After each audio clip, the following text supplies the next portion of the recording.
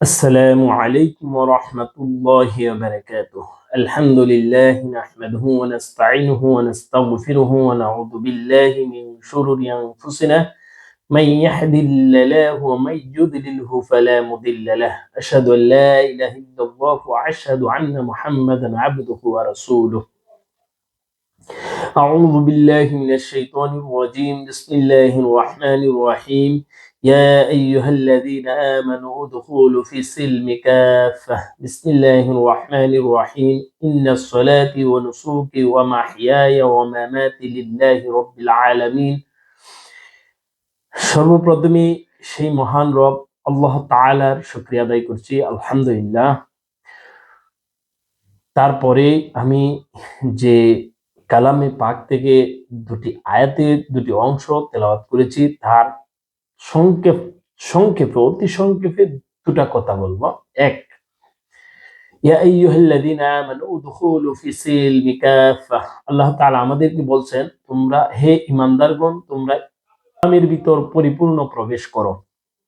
তার মানে এই জায়গায় বুঝতে পারলাম ইসলামে অর্ধেক, আংশিক অথবা কিছু অংশ প্রবেশ করার সুযোগ নেই। দুই নম্বর, ইন্নাস সালাতি ওয়া নুসুকি ওয়া মাহইয়ায়া ওয়া মামাতি লিল্লাহি রাব্বিল আলামিন। আমরা যে কোনো কাজ করব, নামাজ পড়ব, হজ করব, রোজা করব, কুরবানি করব, এক কথায় মুসলিম হিসেবে যত কাজ করব একমাত্র আল্লাহ তাআলার সন্তুষ্টির জন্য করব। তো প্রথম কথাটা হলো, আমি যদি একজন মুসলমান হই, আমার আদর্শগতভাবে আমি যেভাবে আল্লাহ তাআলার নির্দেশ, 5 ওয়াক্ত নামাজ পড়া, হজের উপযুক্ত হলে হজ করা, কোরবানির উপযুক্ত হলে কোরবানি করা, যাকাতের উপযুক্ত হলে যাকাত আদায় করা, এভাবে প্রত্যেকটি কাজের ক্ষেত্রে যেরকম আল্লাহ তাআলার নির্দেশ হুবহু মানা ফরজ, সেইভাবে নিজের সমাজ, নিজের রাষ্ট্র, নিজের রাষ্ট্র কাঠামো পরিচালনা করার জন্য নেতৃত্ব নির্বাচন করাও ফরজ।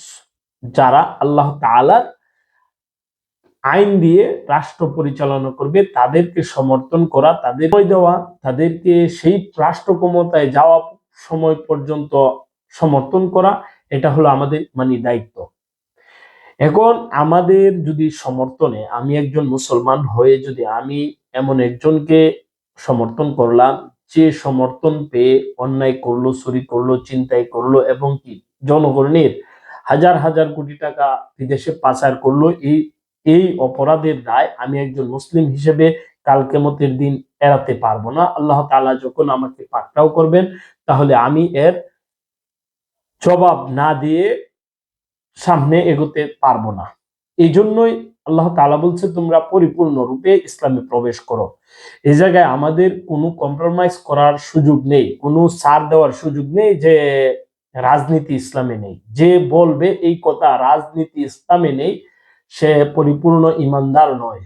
কারণ আমি একজন ছোট মানুষ, এত এলেম কালাম আমার মধ্যে নাই, এই জন্য আমি এর চাইতে বেশি বলবো না। সে পরিপূর্ণ ইমানদার না, আমি এতটুকুই বলবো। পরিপূর্ণ সে মুমিন না, এতটুকুই বলতে পারবো। কিন্তু যাদের আমার চাইতে অনেক অনেক বেশি জ্ঞান, যাদের জ্ঞানের পরিসীমা অনেক বেশি, তারা হয়তোবা মাসলা মাসাইল দিবে।